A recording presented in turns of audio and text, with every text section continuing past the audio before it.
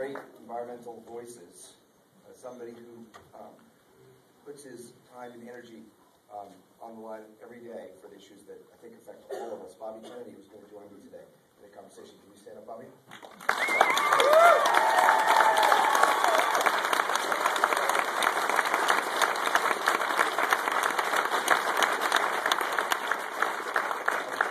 You'll all agree with me that he's done some extraordinary things for America. God bless you, Tom. Do you have any questions? Yes, sir. First, a quick comment. It's striking to me that in terms of safety in mines, we really haven't moved beyond the last, 100 years ago, when here in the hard rock mining industry in the West, mine owners were saying that the timber that was holding up the inside of the mines is more valuable than the lives of the miners. And looking at this, we really haven't moved much beyond that, which is really sad to see. But what do you guys think about the effect Citizens United decision will have in slowing down any legislative efforts to protect the environment by having unlimited contributions given to politicians to prevent us from moving on? Well, I think, and maybe you both chatted about this briefly, but I think that those of you who aren't aware of it, the Citizens United decision basically allows corporations, oddly enough, to have the benefits of free speech as we as individuals, but as one of my friends said, but curiously enough, they have all the benefits of an individual, but they can't be drafted in there. You know, it's sort of, they get the benefits, but none of the consequences of being a citizen of the country. It's obviously, you know, from our point of view, this film in many ways celebrates citizen democracy. The power of an individual, ordinary American to fight against the corrupting relationship between corporate power and the government. And you see these extraordinarily heroic folks, and I say this, I include Maria Gano, the waitress who actually launched this movement, and who last week, at least partially propelled the EPA to stopping the biggest permitted mine in Appalachia, the spruce mine, which was actually stopped last week. They got the school, they stopped the mine, they pulled Massey back, they've been extraordinarily successful on the one hand. And Bobby, of course, being, as an incredibly effective ally with her, as he is with so many groups across the country.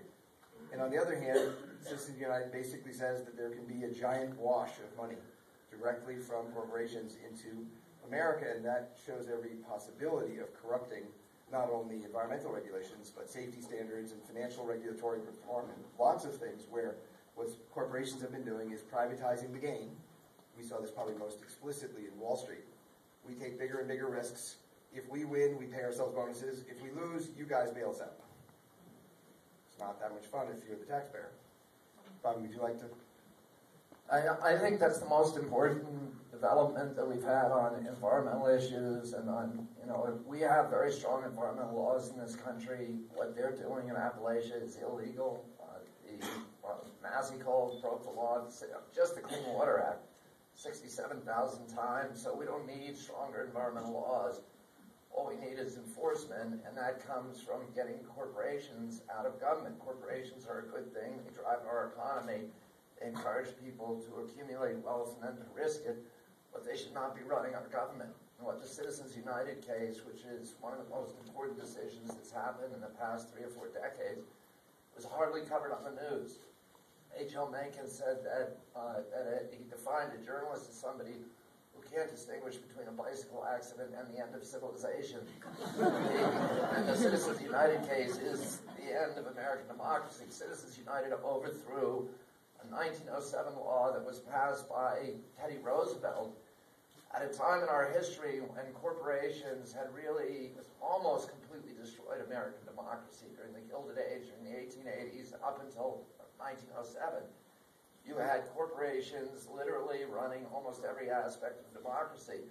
It was said of the Pennsylvania legislature that John D. Rockefeller had done everything to it but refine it.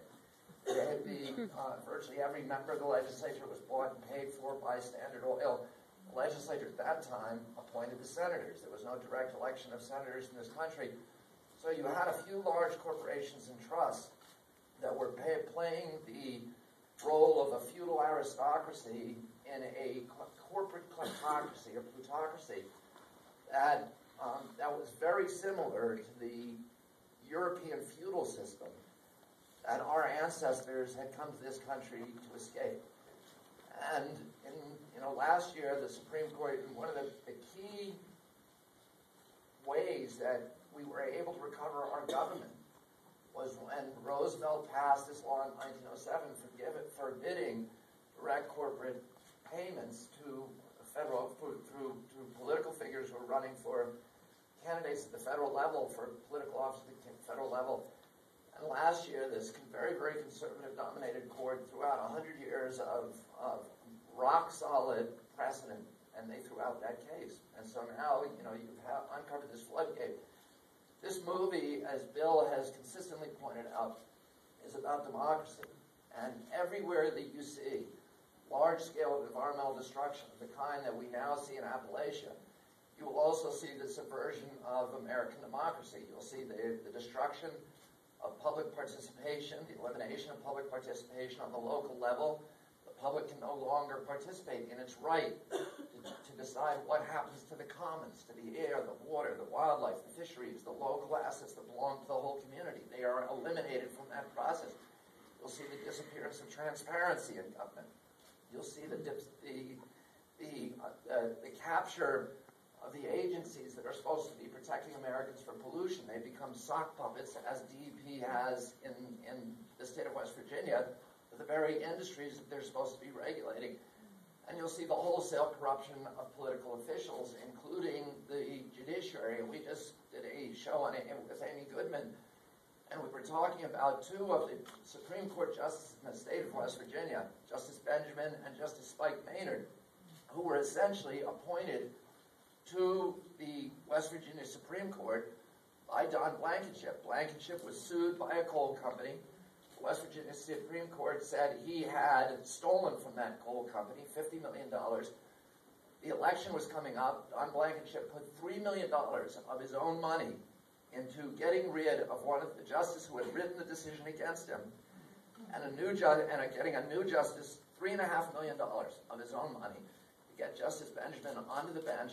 Then, while the case, his appeal was still pending, he went on a trip to the Riviera with Justice Spike Maynard, and there were pictures, unfortunately for them, taken of the two of them carousing with some attractive-looking women on the French Riviera, which were later published in the New York Times, but very, very little in the West Virginia papers, because the West Virginia, all of the institutions of our democracy have been eroded in the state of West Virginia.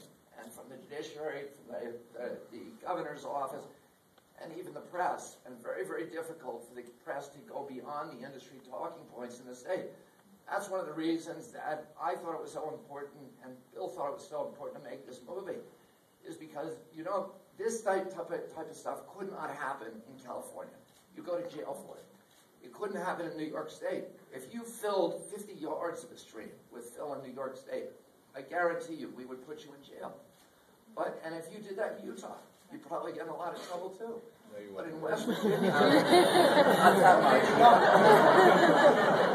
Not that much, but some. It's all.